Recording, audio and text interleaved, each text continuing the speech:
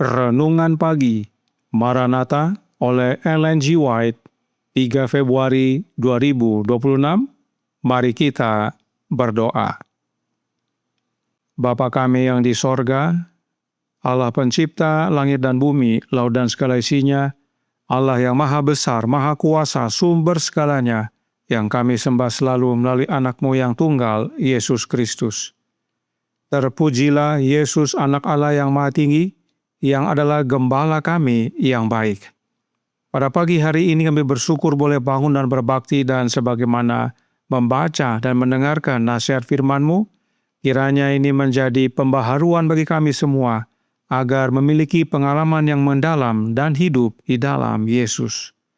Beserta kami sepanjang perbaktian ini, kehendak-Mu yang jadi, ampun kami akan dosa dan salah, karena kami berdoa hanya dalam nama anak Allah yang tunggal, Yesus Kristus, yang adalah Tuhan dan Juru Selamat kami. Amin. Renungan hari ini akan dibacakan oleh Saudara Hasudungan Sidabutar.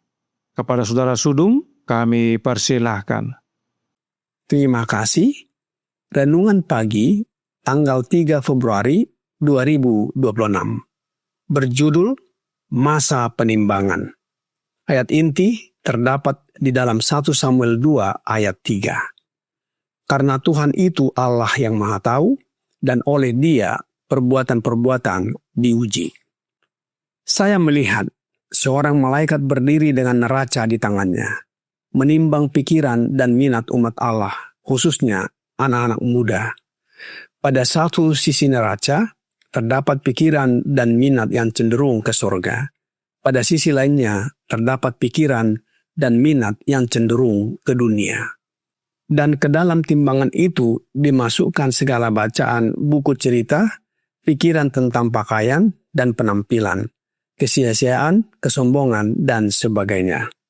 Oh, betapa hikmatnya saat itu. Malaikat-malaikat Allah berdiri dengan neraca, menimbang pikiran mereka yang mengaku sebagai anak-anak Allah, yang mengaku telah mati terhadap dunia dan hidup bagi Allah. Neraca yang penuh dengan pikiran dunia, kesia-siaan, dan kesombongan segera turun, meskipun bobot demi bobot ditambahkan. Sementara itu, sisi yang berisi pikiran dan minat yang cenderung ke surga segera naik, dan betapa ringannya itu. Saya dapat menceritakan apa yang saya lihat, tetapi tidak pernah dapat menyampaikan kesan yang begitu mendalam dan hidup yang tertanam dalam pikiran saya ketika melihat malaikat dengan neraca menimbang pikiran dan minat umat Allah. Malaikat itu berkata, "Dapatkah orang-orang seperti ini masuk surga? Tidak, tidak, sekali-sekali tidak. Katakan kepada mereka bahwa pengharapan yang mereka miliki sekarang sia-sia, dan kecuali mereka segera bertobat dan menerima keselamatan, mereka akan binasa." Saya melihat bahwa banyak orang mengukur diri mereka dengan sesama dan membandingkan hidup mereka dengan hidup orang lain. Hal ini tidak seharusnya terjadi. Tidak seorang pun selain Kristus yang diberikan kepada kita sebagai teladan. Dialah pola sejati kita, dan setiap orang harus berusaha sungguh-sungguh meneladani Dia. Saya melihat bahwa sebagian orang hampir belum tahu apa itu penyangkalan diri atau pengorbanan, atau apa artinya menderita demi kebenaran.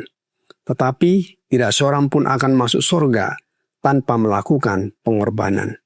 Roh penyangkalan diri dan pengorbanan harus dipelihara. Ada yang belum mempersembahkan diri mereka, tubuh mereka sendiri, di atas mezbah Allah. Mereka menuruti temperamen yang cepat meledak, memuaskan nafsu, dan mengejar kepentingan diri sendiri, tanpa peduli pada maksud Allah.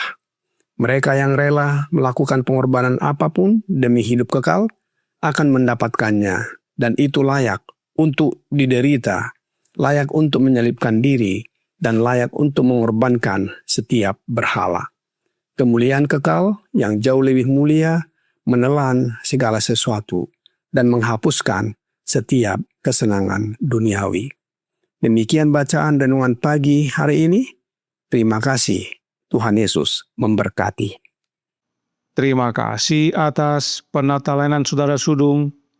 Tuhan Yesus memberkati. Selamat pagi saudaraku dalam Tuhan. Tentang penimbangan, Roh Nubuat berkata dalam suratnya nomor 120, tahun 1859 paragraf 19 yang berbunyi, ada pengawas yang hadir yang mencatat setiap kata dan urusan dalam kehidupan kita masing-masing, yang menimbang setiap motif yang mendorong kita untuk bertindak. Tangan yang menulis huruf di dinding istana Belshazzar selalu menulis, Allah ada di sini. Allah ada di setiap tempat. Semua kata-kata kita, semua rencana kita, semua motif rahasia kita ditimbang dalam timbangan keadilan dan kebenaran yang tak terbatas. Ada pengamat yang hadir dalam pesta pora Belshazzar yang melihat serta menimbang, dan ternyata Belshazzar didapati ringan. Maka ditulislah keputusan penghakiman, dan tulisan Allah tidak dapat dibatalkan. Pengamat yang sama melihat kita dan menimbang kita. Adakah kita didapati ringan? Masih ada waktu, proses penimbangan masih berjalan. Sebab akan tiba saatnya Allah akan menuliskan keputusan penghakimannya, dan itu tidak dapat dibatalkan. Inilah yang renungan pagi hari ini amarkan kepada kita. Karenanya dikatakan dalam Maranatha, halaman 42 paragraf 2. Malaikat itu berkata, dapatkah orang-orang seperti ini masuk sorga? Tidak, tidak, sekali-kali tidak. Katakan kepada mereka bahwa pengharapan yang mereka miliki sekarang sia-sia, dan kecuali mereka segera bertobat dan menerima keselamatan, mereka akan binasa. Mereka yang timbangannya berat ke dunia masih punya harapan untuk keselamatan, asal segera bertobat. Dan tidak hanya bertobat, kita harus sadar bahwa kita perlu bantuan. Contohnya Daniel di Babel. The Youth Instructor tanggal 16 Juli tahun 1903 paragraf 5 berkata, di istana Babel, Daniel dikelilingi oleh godaan untuk berbuat dosa, namun dengan bantuan Kristus ia mempertahankan integritasnya. Yesuslah sejak dahulu sampai sekarang penolong kita yang tak pernah gagal. Daniel menang karena Yesus, dan kita pun dapat menang seperti Daniel asal kita mau menerima Kristus dalam hati kita sebagai penolong kita satu-satunya. Oleh sebab itu, Roh Nubuat ingatkan kita semua dalam Counsels for the Church, halaman 42, paragraf 1. Suatu bentuk kesalehan saja tidak akan menyelamatkan siapapun. Semua orang harus memiliki pengalaman yang mendalam dan hidup. Hanya inilah yang akan menyelamatkan mereka di saat kesulitan. Nah, pengalaman yang mendalam dan hidup tentang apa yang dimaksudkan oleh Roh Nubuat? The Riven Herald tanggal 2 Maret tahun 1867 paragraf 10 berkata, setiap hari kita harus memperoleh pengalaman yang mendalam dan hidup dalam pekerjaan menyempurnakan karakter Kristiani. Pengalaman yang mendalam dan hidup itu adalah dalam penyempurnaan karakter yang harus kita miliki sekarang. Bagaimana caranya? Counsels for the Church halaman 56 paragraf 4 menyatakan, mereka harus memiliki kasih karunia-Nya, apa itu? Roh Kristus, untuk membantu kelemahan mereka atau mereka tidak dapat membentuk karakter Kristen. Jangan bosan membaca dan mendengar tentang pengaruh dan pekerjaan Roh Kristus dalam hidup kita. Sebab itulah roh hujan akhir yang kita perlukan untuk pekerjaan pengudusan dan pembentukan karakter kita. Oleh karena itu, ingat kembali dalam The Riven Herald tanggal 11 Juni 1889 paragraf 8. Kita harus mencapai kesempurnaan karakter, atau kita tidak akan pernah bisa mewarisi kerajaan sorga. Karakter sempurna itu adalah karakter Kristus. Yesuslah patron dan teladan kita yang sempurna. Oleh sebab itu, renungan pagi hari ini berkata dalam Maranatha, halaman 42 paragraf 3. Saya melihat bahwa banyak orang mengukur diri mereka dengan sesama dan membandingkan hidup mereka dengan hidup orang lain. Hal ini tidak seharusnya terjadi. Tidak seorang pun selain Kristus yang diberikan kepada kita sebagai teladan. Dialah, yaitu Yesus, pola sejati kita, dan setiap orang harus berusaha sungguh-sungguh meneladani Dia. Yesuslah pola dan teladan kita yang sempurna. Oleh sebab itu, terimalah rohnya. Maka kesempurnaan Kristus dapat menjadi bagian kita dari hari ke hari. Dan salah satu contoh teladan Yesus yang wajib kita hidupkan adalah penyangkalan diri dan pengorbanan diri. Renungan pagi hari ini berkata dalam Maranatha halaman 42 paragraf 4.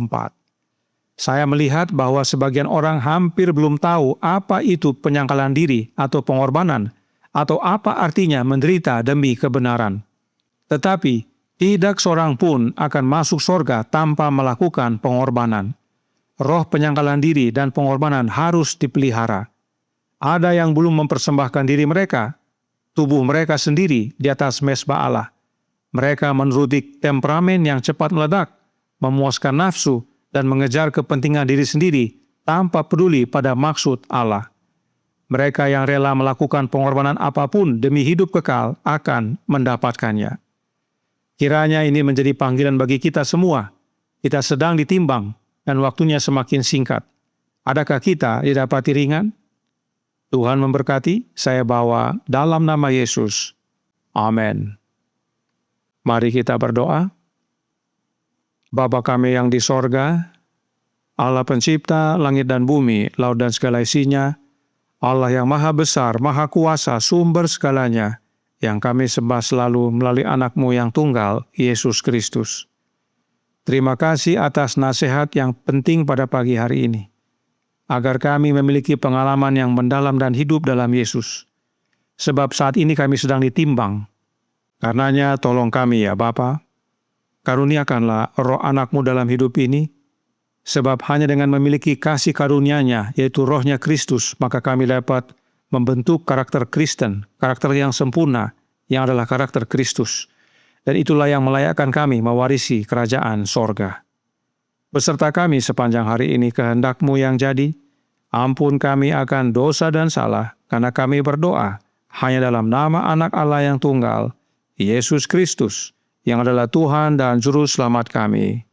Amin.